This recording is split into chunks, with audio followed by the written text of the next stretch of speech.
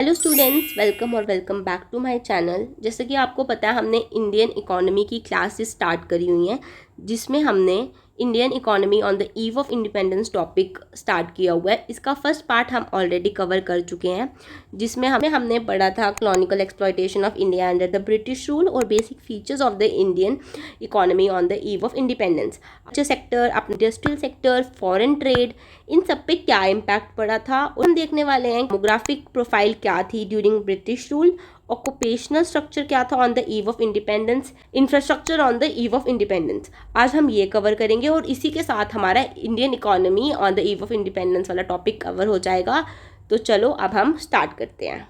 देखेंगे demographic profile क्या थी ब्रिटिश गवर्नमेंट के टाइम पे अपन इंडिया की।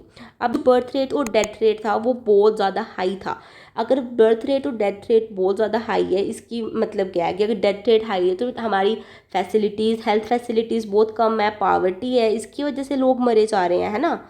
तो इसलिए उस टाइम ये बहुत ज़्यादा प्रेवलेंट देखा जा रहा था। इन्फेंट मोर्टेलिटी रेट, अब इन्फेंट मोर्टेलिटी रेट क्या होता है कि जो 1 साल से कम के बच्चों की डेथ होती है ना, उसको हम इन्फेंट काउंट करते हैं, और ये हम काउंट करते हैं death rate of the child below the age of 1 year पर 1000 बर्थ। ओके, हमने देखा ये भी 218 पर 1000 थे, और अगर हम एट प्रेजेंट देखें तो ये 32 पर 1000 ही है। इसका मतलब कि उस टाइम पुअर हेल्थ केयर और एक्सट्रीम पॉवर्टी थी। लाइफ एक्सपेक्टेंसी क्या होती है कि जो एवरेज होती है कि इतना इतना लाइफ के लिए तो ये इंसान जिएगा ही, इतनी एज तो वो जिएगा, वो होती है हमारी लाइफ एक्सपेक्टेंसी। और उस टाइम पे लाइफ एक्सपेक्टेंसी भी बहुत कम थी, 32 ईयर्स तक की ही लाइफ एक्सपेक्टेंसी थी। मतलब लोग 32 ईयर्स तक ही ज़्यादातर जी पा रहे थे, उसके बाद डेथ हुए जा रही थी। वो मैंने आपको बता दिया ना कि क्यों ऐसा हो रहा था, क्योंकि हेल्थ केयर फैसिलिटीज़ ही नहीं थी, अवेयरनेस ही नहीं थी लोगों में, और उनको अच्छा न्यूट्रिशियस फूड भी प्रोवाइड नहीं हो पा रहा था। लिटरेसी रेट क्या हो गया कि जो लोग पढ़ पा रहे हैं उसका जो रेट है वो भी बहुत ज़्यादा कम था, क्योंकि ज़्यादातर लोग जो थे वो मतलब इलिटरेट थे, वो पढ़ लिख नहीं पाते थे, और नियरली 16% लोग थे सिर्फ जो पढ़ लिख पाते थे। और ये किसको डिनोट करता है? इकोनॉमिक बैकवर्डनेस को। डेमोग्राफिक ट्रांजिशन 1921 है, इसको हम ईयर ऑफ ग्रेट डिवाइड भी बोलते हैं, क्योंकि इसके पहले जो इंडिया की ग्रोथ थी वो कभी भी कंसिस्टेंट नहीं थी। जो साइज़ था पॉपुलेशन का वो फ्लक्चुएट हुए जा रहा था, लेकिन 1921 के बाद एक कंसिस्टेंट राइज हुआ पॉपुलेशन के अंदर, और जो फैसिलिटीज़ हैं उसके अंदर भी। और ये जो कंसिस्टेंटली राइजिंग पॉपुलेशन होए जा रही थी, उसकी वजह से बाद में जाके हमें हमारी जो मेंटेनेंस एक्सपेंडिचर था वो भी हमारा बढ़ने स्टार्ट हो गया। तो ग्रोथ हमारी फिर से कम होने शुरू हो गई, क्योंकि जो पॉपुलेशन है वो राइज ही करे जा रही है और इन्वेस्टमेंट तो हो नहीं रही है।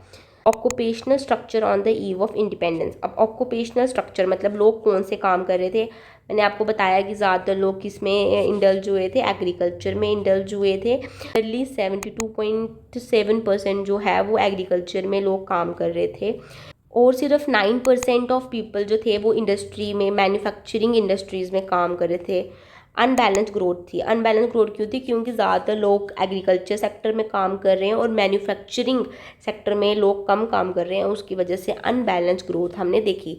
तो हमने ऑक्यूपेशन का क्या देखा इंडिपेंडेंस के टाइम पे कि ज़्यादातर लोग किस में इंडल्ज थे? एग्रीकल्चर सेक्टर में इंडल्ज थे। सेकेंडली मैन्युफैक्चरिंग में कम इंडल्ज थे, और उसकी वजह से हमारी क्या हो गई? अनबैलेंस ग्रोथ हो गई on the eve of independence. अब इंफ्रास्ट्रक्चर कैसा था, ये हमने जो प्रीवियस पॉइंट्स डिस्कस किए ना, अगर आप उसको भी रिलेट कर लोगे तो इसके पॉइंट्स आपके ऑटोमेटिकली आ जाएंगे। जैसे हमने देखा इंफ्रास्ट्रक्चर कैसा था, हमने देखा कि ब्रिटिश ने अपनी कॉस्ट को कम करने के लिए क्या बनाया था? तो रेलवेज़ बनाई थी अपने कॉस्ट को कम करने के लिए, ताकि वो ईजिली रॉ मटेरियल जो है उसको ट्रांसपोर्ट करने लग जाए। पोर्ट्स भी डेवलप किए। पोर्ट्स भी क्यों डेवलप किए? ताकि वो एक्सपोर्ट कर सके रॉ मटेरियल को। रोड्स, पोस्ट, टेलीग्राफ्स, ये सब बनाए गए ताकि रॉ मटेरियल जो है वो इजीली ट्रांसफ़र हो सकें। इसी के साथ हमारा ये टॉपिक होता है ख़त्म। अब आपको अच्छी से समझ आया हो। अगर आपको कुछ डाउट या कोई क्वेरी है तो आप मुझे नीचे कमेंट करिए। तो अगर आपको मेरी एक्सप्लेनेशन पसंद आई है, so like, share and subscribe my channel. Please support my channel and thanks for watching.